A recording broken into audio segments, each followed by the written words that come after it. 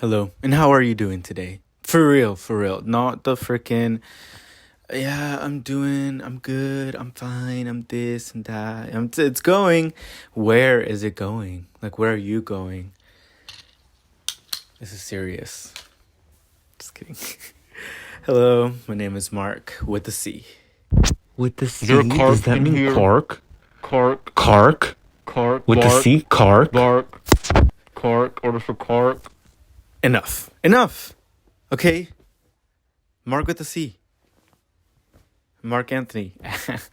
I want to start off today with talking about identity and how important identity can be for people and how important identity has been for me for a long time. And let's start with my name. The funniest thing is when people like just assume that it's Mark with a K, and then I get so attached to that and I'm like, no, it's Mark with a C. Marks with the K suck. No offense. Actually, the first time that people like just assumed that it was Mark with the C was when I was in Toronto, Canada, and that was a couple years ago.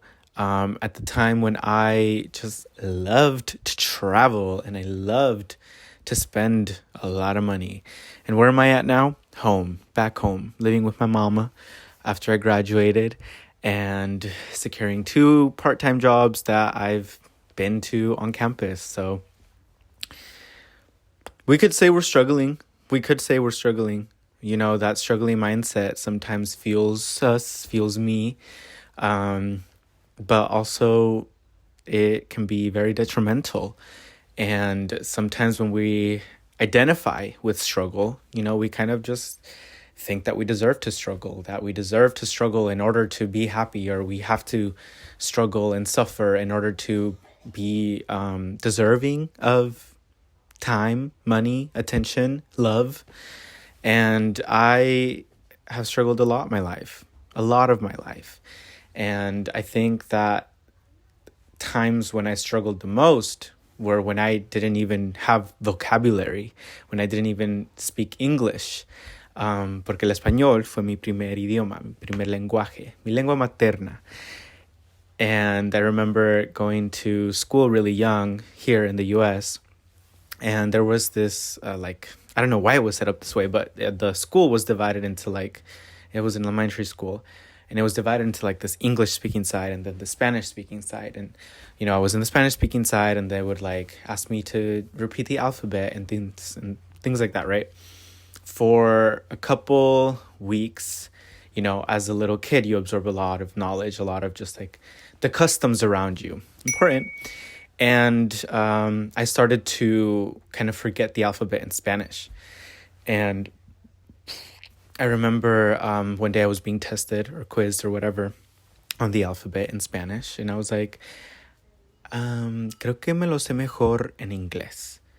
And they were like, okay, well, go ahead. And so, you know, I was like A, B, C, D, E, all the way to Z. And a couple days after that, I had graduated to the English speaking side of the school. And at the time, you know, I thought, wow, what a great success. But really, like, nobody cared that I was forgetting my Spanish, at the school at least. And luckily for me, you know, my mom is only speaks Spanish. She's struggled herself too a lot. And I think something that she struggled a lot with was following through, was with consistency as well. And so a lot of her traits, either I internalized or because, you know, I learned through our experiences, I attached myself to those mindsets that my mom had growing up. So going back to my name, Mark with a C, I identify with that, you know, and when I introduce myself, sometimes I do the jokingly, like it's with a C, or even now, like whenever I'm doing anything that's like formal or business, you know, I'm just like, yeah, Mark, M-A-R-C, just so people don't assume it's with the K. And like, obviously I'm not like, oh my gosh, you're a piece of, because no, obviously they don't know. And that's okay. So speaking of identities, struggle mindset, as I speak, I am currently um, making myself fill out an ABT application because my money's coming, but it's not here. And right here where I'm at right now, it's a big struggle. But when I noticed that I had this struggle mindset was when I realized that I was really adept. I don't know if that's the right word, but just very prone to people pleasing. But I didn't know what that was, and I didn't know that I was doing it. And that came about from trying to please my mom, first and foremost. When I was growing up, I saw poverty firsthand, and I've experienced it a lot of my life. I'm experiencing right now. Like, we got negative $50 last week, and then boom, I had to put in every single dollar that I had in my wallet to just get back to the surface. But because of that, because of growing up in a very poverty-stricken environment, it made me very resilient, and it made me very independent, self-sufficient. And these are really good traits to have, but it sucks when that's all I've known. And then, I didn't really know how to take care of myself to continue to endure the hard times. Endure. And so because of that, and because, as I said earlier, kids kind of get influenced by their environment. Not kind of, they do get influenced by their environments. A lot of my environments growing up were filled with hostility, violence, homophobia, toxic masculinity, substance abuse, specifically alcohol abuse. And so knowing that, as I got older, I was understanding more what coping was and what coping mechanisms were, but I didn't realize the extent and how harmful some of these can be. So when I was struggling to take care of myself, the only things that I knew and the only things that I felt that made me feel like I was surrounded by familiarity, friends, family, was drinking and smoking. So that culminated into this really big part of myself, part of my life. And when we talk about addiction, I learned through extensive research. I dedicated my... Hold on. This right here is my senior capstone project as a communication design student, and that is just like a fancy way of saying graphic designer. But I dedicated my research for this project to I dedicated my research to this project. I dedicated my research to this project to substance use and abuse, and understanding what takes place in someone's life for them to get to a point of dependency.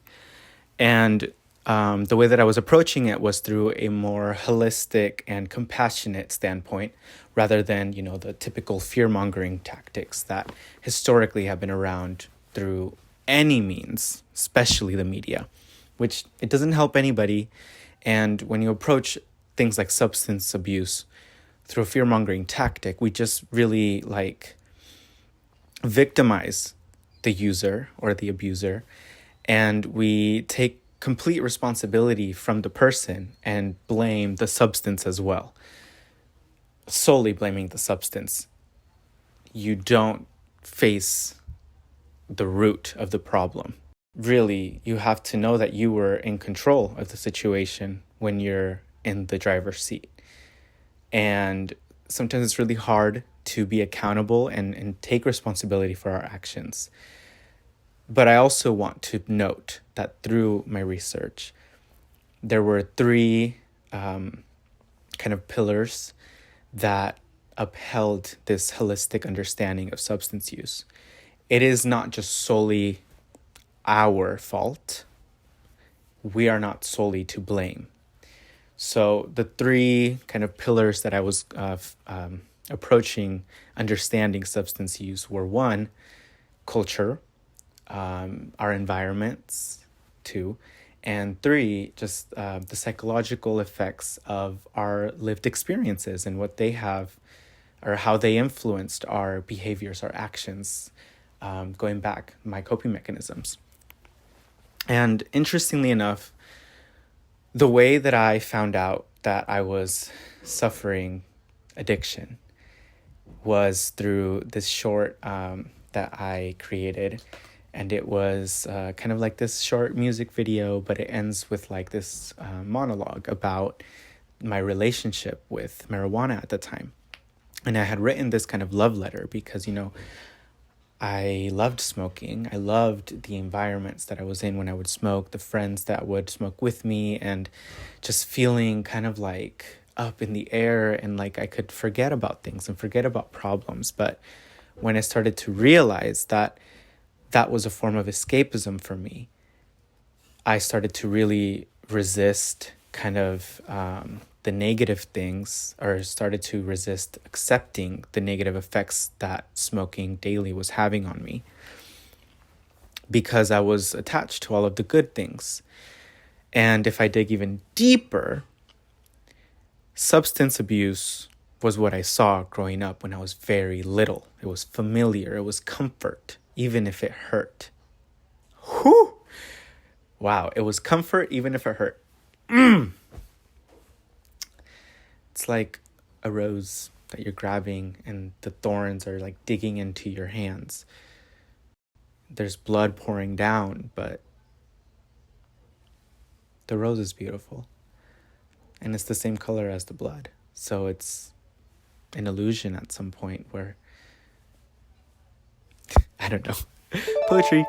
But basically what I'm trying to say is now I get to see things from a different standpoint. When I was spiraling, when I was going through my coping mechanisms, I'll go back to the music video in a second, but it felt like a circle, like I was just going around in circles. But then I read up and heard about other people's experiences and how their cycles were actually more like spirals, where, we might be doing the same things every time, but we're slowly getting at a different perspective, at a different angle, and seeing things from that angle.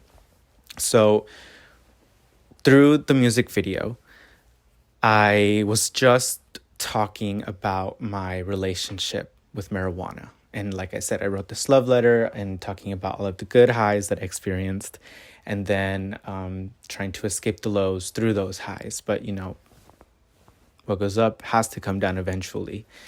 And I kind of had that fear of the falling down, or being at rock bottom. And I faced a lot of rock bottoms before. No, I'm just kidding. No, I mean, I'm not kidding, but like just the face that I made. And so as I was watching the video, as I had I'm just kidding. As I had edited the video and I was kind of replaying it, it wasn't just about me and marijuana. It was about me and my coping mechanisms. And it was a love letter to myself, not to marijuana. So this is what I was talking about earlier, about not blaming the substance solely, but also accepting that, we have a part to play in this. And also then understanding that it's not just us, the user or the abuser, it's everything that our surroundings have influenced us to believe that what we're doing is all right and what we're doing is correct.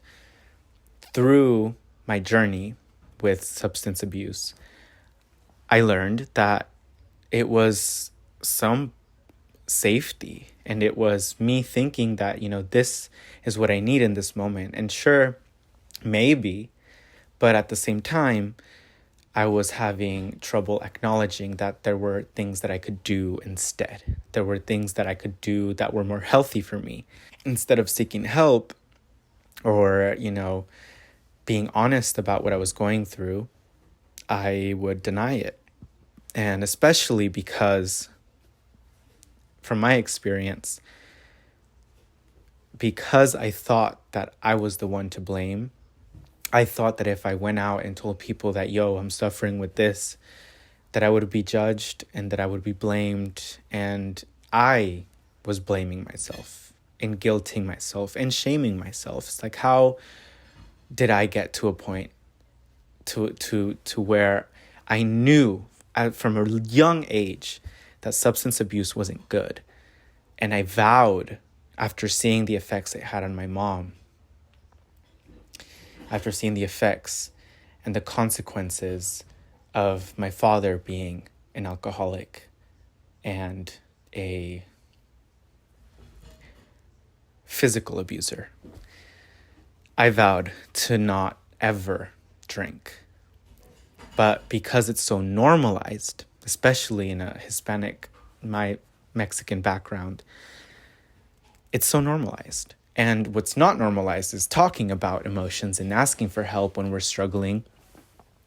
And two, when things happen and you actually do seek help, you're reprimanded for it.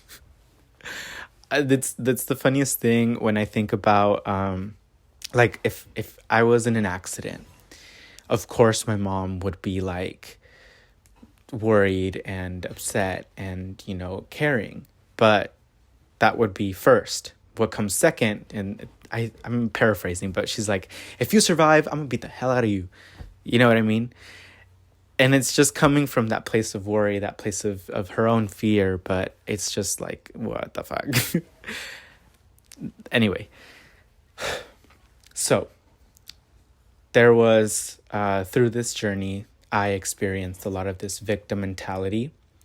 I experienced a lot of this attachment to kind of being an addict, in the way that it was more so me just being like, I am deserving of pity, or, kind of the opposite of compassion, where it's just like, I don't want to face the issue. I just want to be seen that I'm hurting. And I would go about my days and live my life and go to work with like my eyes so droopy and sad, but with a smile on my face. And it wasn't until I would come home that I would look in the mirror and try to do the same smile.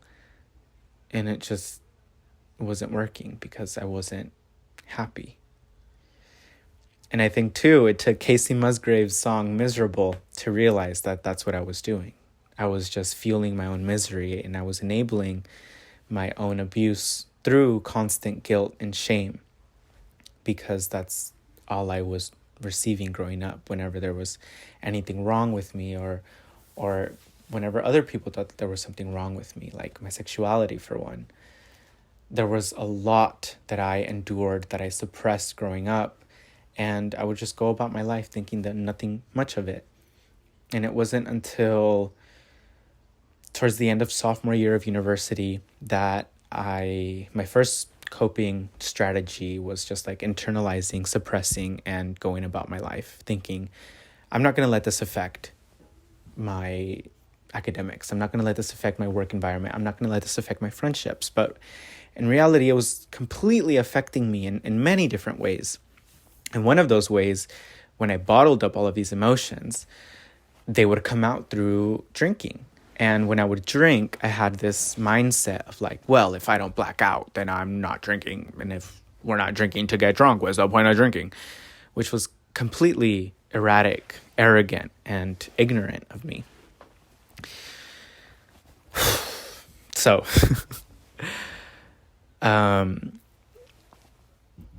I had attached myself to my suffering.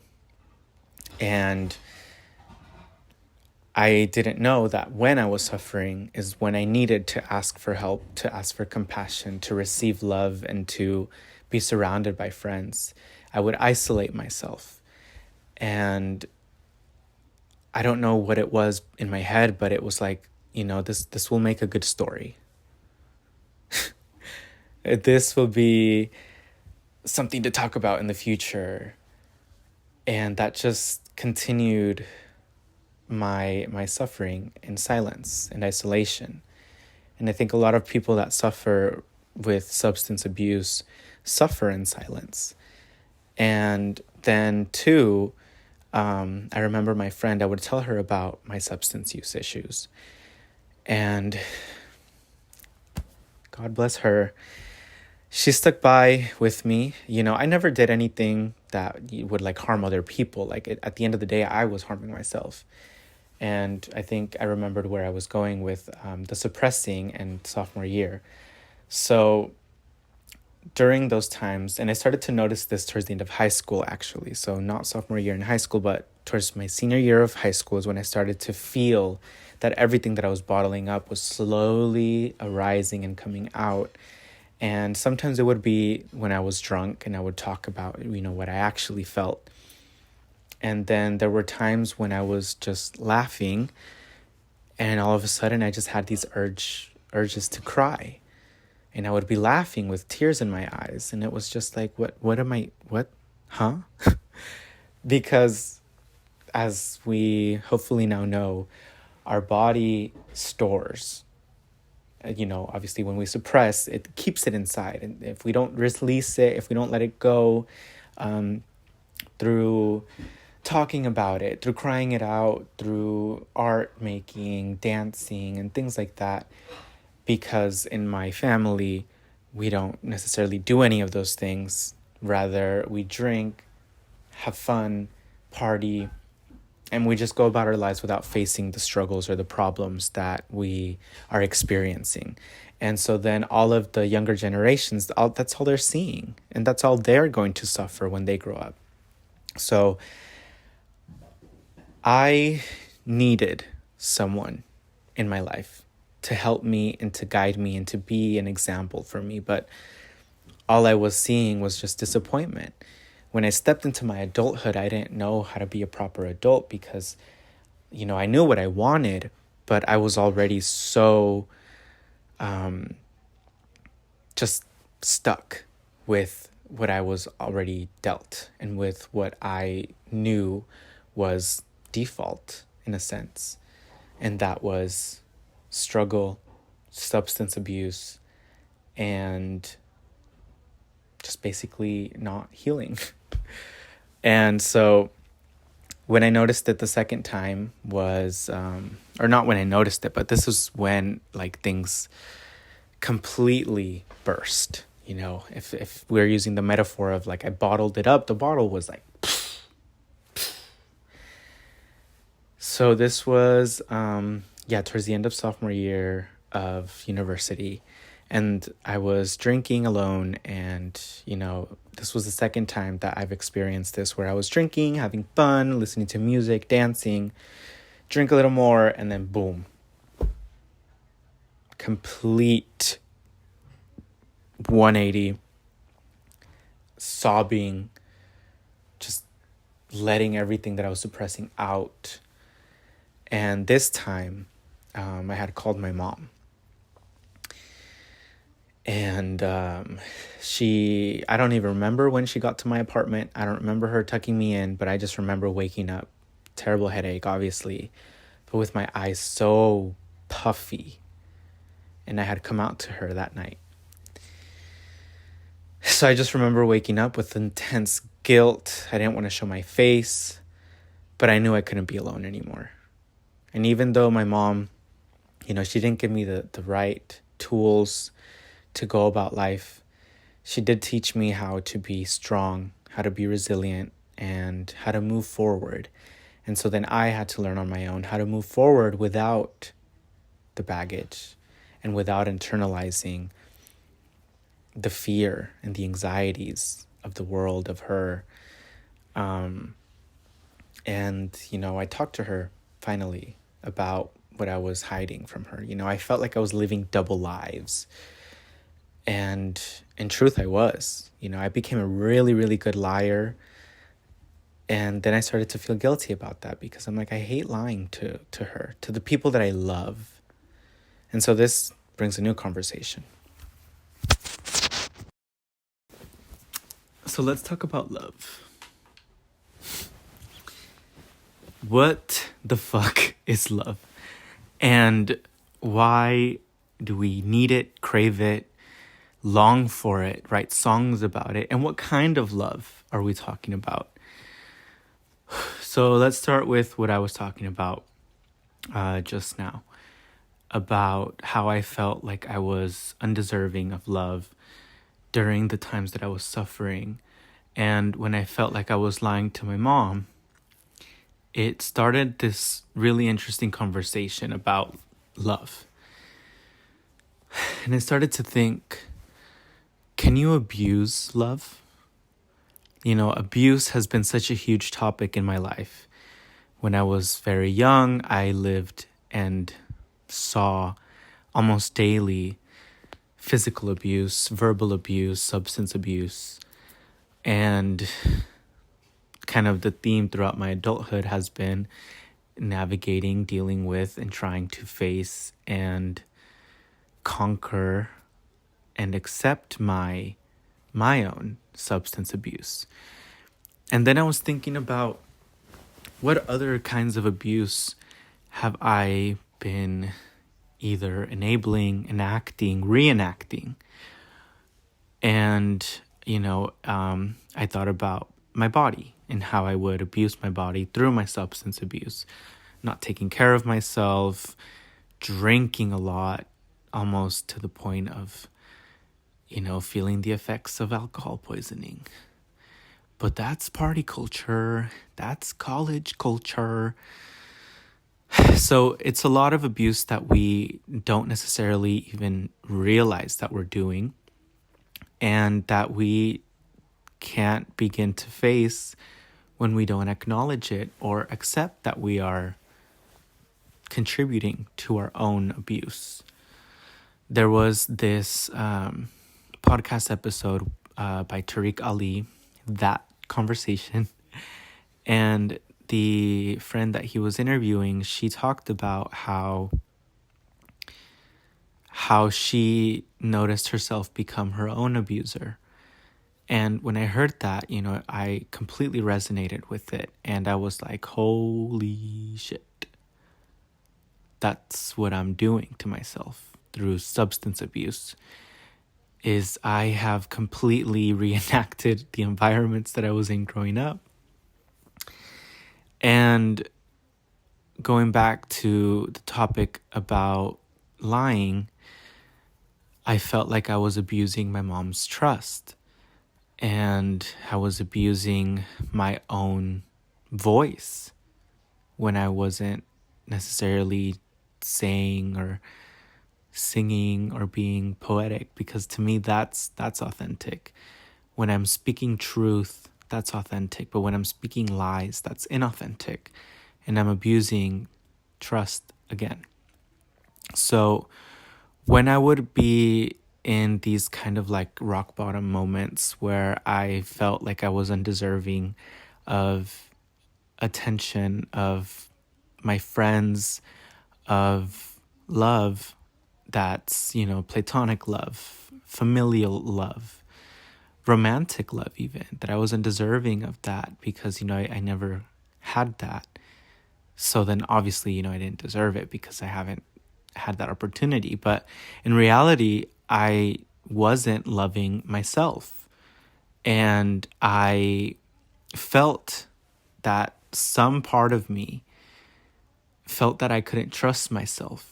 How was I going to do that when I put myself in situations that led me to substance abuse, and I would enable that? And so then if I wasn't taking care of myself, and obviously the adults in my life weren't taking care of me, who am I to trust to take care of me? So I had to face myself.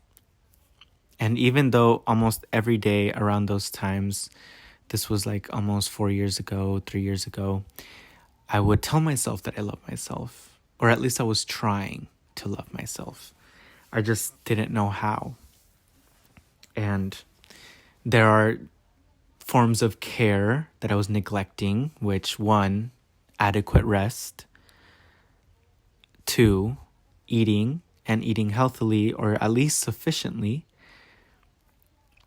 and 3, listening to my body, listening to myself, and creating art because I think to me, art has been a really big thing in my life. And when I don't do anything creative or artistic, I feel like I'm not really living my potential or living my purpose, honestly.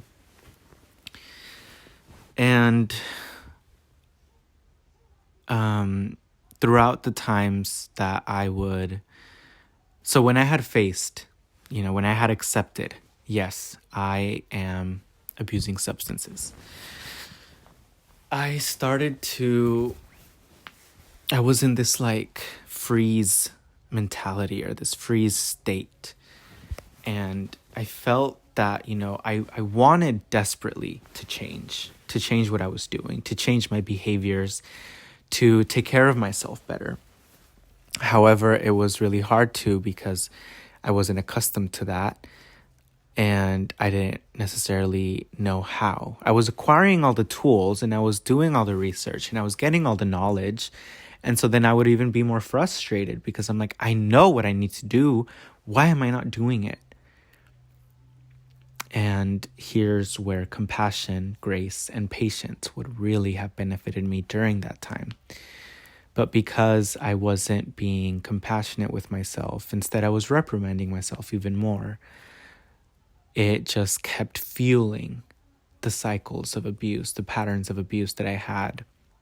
And during those times too, all of the internal problems that I was facing or that I had or that were rising up, I would turn them into like existential and universal things so that I wouldn't necessarily face them within myself. Instead, I would blame the entire world. I would blame our systems of oppression rather than being like, you know what, I can do something about this for myself. And in that, through that healing, I can then extend that love and that healing to others around me. Yeah. So when I was recognizing this about myself, when I was recognizing that, yeah, I have a problem with addiction, it was really hard to not fall back into that. There were times that I felt that I was even addicted to slipping up or falling down because I knew that I was bound to get back up. I knew internally that I have this drive and this desire to do better. And what was fueling me at the time was my suffering again. So it felt good sometimes to feel terrible and know that the next day I could do something better and that I would feel better. And there would be times that I would go maybe a couple weeks without smoking. But during those times, I would invite drinking a lot more. It was kind of the default for one, a buffer, or two, another distraction. If I wasn't smoking, at least I'll drink. And that, again, just speaks to escapism and not necessarily feeling what I needed to feel at the time. Then there were times that, because I felt so guilty of what I was doing to myself and to my body, especially when I was under the influence, like when I was high, and my friends would call me, I'd be like, no, I can't talk to them right now. I cannot be seen like this. I cannot be heard like this. I'm just going to continue to isolate myself. And after a couple months, I felt the need to tell my friends what I was going through. And I was kind of expecting, through my own projections of rooted in fear and anxiety, that, that they were going to reprimand me or judge me or that they wouldn't even want to see me or talk to me anymore. But when I reached out, I was met with so much compassion and understanding. And I was like, Oh, shit. That's weird, but it feels good. So, as I talked about um, substance abuse today, I want to end with it's okay to be struggling. It's okay to not be okay, but accept the situation and understand that it's not solely your fault, that there are so many other things that have made it possible for you to be in the position that you're in. And all that we can do is try our best. My best 2 years ago was my best. It's all I could do. My best right now has been almost a month of sobriety. And, well, that's just with marijuana. With alcohol, it's about to be a week. And have compassion with yourself. When we fall, it's just another opportunity to get back up. And know that you're not the only one and you're not alone. I thought that I was alone in this. But when I reached out, I saw that there is help and that we don't need to be suffering alone. I also thought that, if I tell people what I'm going through, they're just going to feel bad for me. And then, they're going to feel terrible about their own life and their own situations. And why aren't they doing this more and being a better friend? Like, no.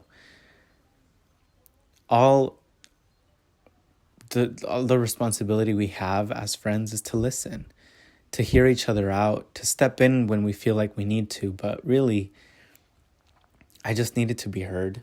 I needed to be seen.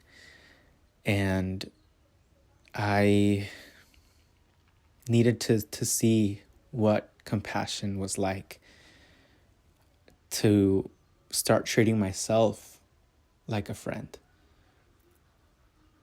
And through that is when I started to learn how to be more caring about myself and how to love myself more. When I started seeing myself as my younger self, as my teenage self, as my adult self, as a friend, to see that I'm what I was missing growing up now.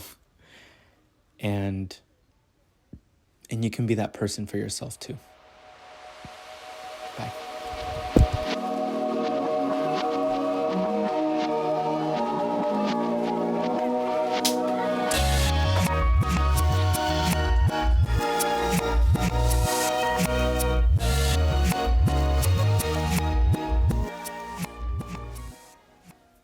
Show that I was being personable, intimate, that I didn't need to be perfect on screen. Because we don't need to be perfect to be deserving of attention and love and help.